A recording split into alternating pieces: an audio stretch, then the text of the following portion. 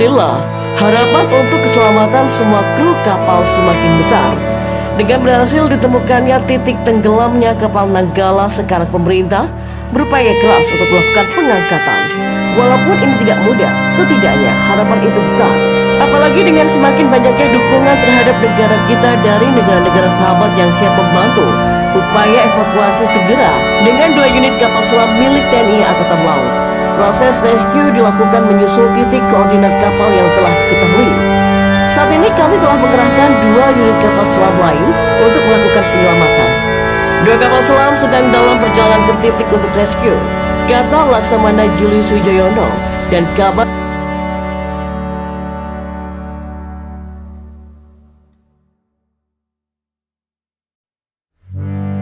53 awak kapal, ucap Jokowi.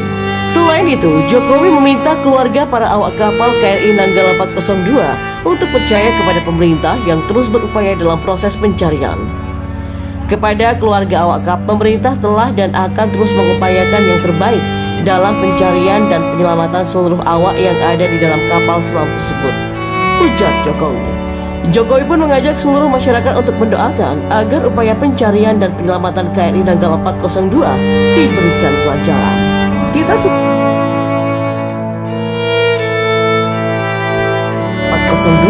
Dengan adanya bantuan pencarian tersebut, Hadi Cahyanto pun berharap kapal selam KRI Nanggala 402 bisa segera ditemukan. Dengan semakin banyaknya bantuan dari pihak dalam dan dari luar membuat masyarakat sangat senang. Karena dengan begitu, maka upaya pengangkatan akan berjalan lebih cepat.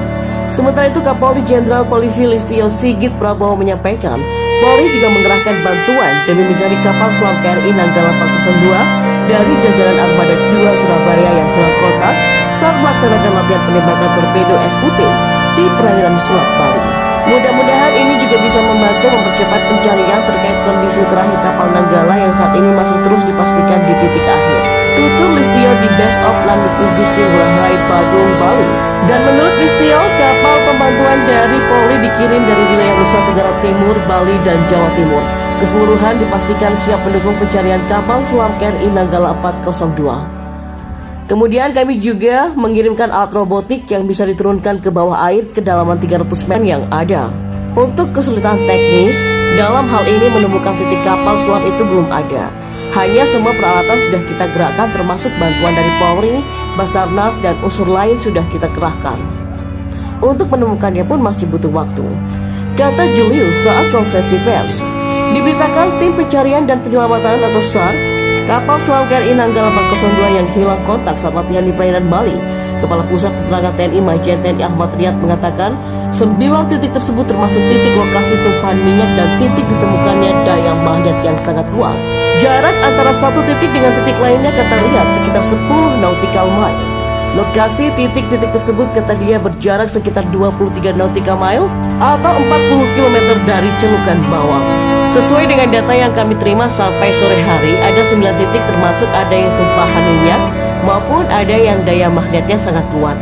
Jadi ada 9 titik tersebar, jaraknya 23 nautical mile. Dari sini dan tersebar kurang lebih mungkin sekitar nautical mile luasannya. Itulah sedemikian banyak sehingga sekarang sudah ada pembagian, kata Riyad. Saat ini, kata Riyad, baik dari unsur TNI maupun unsur instansi lainnya sudah mendapatkan pembagian sektor pencarian. Namun demikian, ia mengatakan sampai saat ini tim masih belum berhasil menemukan lokasi keberadaan kapal selam KRI Nanggala 402. Menurut seorang dosen di Universitas of Kentucky yang telah menulis tentang subjek tersebut, ia mengatakan bahwa kapal selam sangat sulit untuk dilacak. Ada beberapa cara agar kapten atau kru dapat mengetahui lokasinya jika dalam kesulitan. Metode ini termasuk mengirim panggilan sinyal ke kontak di pangkalan angkatan laut atau kapal sekutu, ataupun melepaskan perangkat yang mengapung ke permukaan tetap terpasang ke kapal selam. Kapal selam ini akan membuat sinyal itu ketika dipanggil untuk melakukannya, katanya kepada BBC. Tim penyelamat tidak bisa mencapai di bawah 600 meter, kata Little, dan di bawah itu setiap kapal selam memiliki kedalaman yang menghancurkan, di mana strukturnya tidak akan mampu menahan tekanan air. Jadi sangat jarang kapal selam tenggelam, kata Mr. Little. Terakhir terjadi pada tahun 2000, ketika kapal selam Rusia Kursk tenggelam di Laut Barents dan menewaskan 118 awak di dalamnya. Jumlah hari di mana kru dapat bertahan hidup tergantung pada berapa lama mereka telah melakukan tugas di bawah air dan seberapa siap mereka untuk kehilangan tenaga. Jika baterai telah diisi dan udara segar, maka prospeknya penuh harapan, kata Dr. Farley. Sehubungan dengan kapal selam Argentina, ia menambahkan, jarak keluar tampaknya menjadi 10 hari jika mereka dipersiapkan dengan baik. Nah, dengan kemungkinan kekurangan oksigen dan penumpukan karbon monoksida, mati lemas adalah resiko nomor 1. Oksigen dapat disuplai lewat tabung atau generator yang melakukan proses yang dibuat elektrolisis, yang secara efektif memisahkan komponen seperti air dan oksigen. Namun kurangnya daya akan menghambat proses ini dan pasokan mungkin akan habis secara bertahap. Dr. Farley menunjukkan bahwa jika kompartemen di dalam kapal selam yang terperangkap menjadi banjir, maka ini dapat menyebabkan kebakaran kilat dan bahaya lainnya karena udara semakin terkompresi. Jika kapal yang tenggelam mengalami masalah saat kembali ke permukaan, maka prosedur dapat disiapkan untuk membantu mengangkatnya. Untuk mengontrol daya apung, maka tangki bahan bakar atau pemberat yang dapat pers. Diberitakan tim pencarian dan penyelamatan atau SAR, kapal selam KRI Nanggala 402 yang hilang kontak saat latihan di perairan Bali. Kepala Pusat Penerangan TNI Majen TNI Ahmad Riyad mengatakan 9 titik tersebut termasuk titik lokasi tumpahan minyak dan titik ditemukannya daya magnet yang sangat kuat. Jarak antara satu titik dengan titik lainnya, kata Riyad, sekitar 10 nautical mile. Lokasi titik-titik tersebut, kata dia, berjarak sekitar 23 nautical mile atau 40 km dari celukan bawah. Sesuai dengan data yang kami terima sampai sore hari, ada 9 titik termasuk ada yang tumpahan minyak maupun ada yang daya magnetnya sangat kuat. Jadi ada 9 titik tersebar, jaraknya 23 nautical mile. Dari sini dan tersebar kurang lebih mungkin sekitar nautical mile luasannya. Itulah sedemikian banyak sehingga sekarang sudah ada pembagian, kata Riyad. Saat ini, kata Riyad, baik dari unsur TNI maupun unsur instansi lainnya sudah mendapatkan pembagian sektor pencarian. Namun demikian, ia mengatakan sampai saat ini tim masih belum berhasil menemukan lokasi keberadaan kapal selam KRI Nanggala 402. Menurut seorang dosen di Universitas of Kentucky yang telah menulis tentang subjek tersebut, ia mengatakan bahwa kapal selam sangat sulit untuk dilacak. Ada beberapa cara agar kapten atau kru dapat mengetahui lokasinya jika dalam kesulitan. Metode ini termasuk mengirim panggilan sinyal ke kontak di pangkalan angkatan laut atau kapal sekutu, ataupun melepaskan perangkat yang mengapung ke permukaan tetap terpasang ke kapal selam. Kapal selam ini akan membuat sinyal itu ketika dipanggil untuk melakukannya, katanya kepada BBC.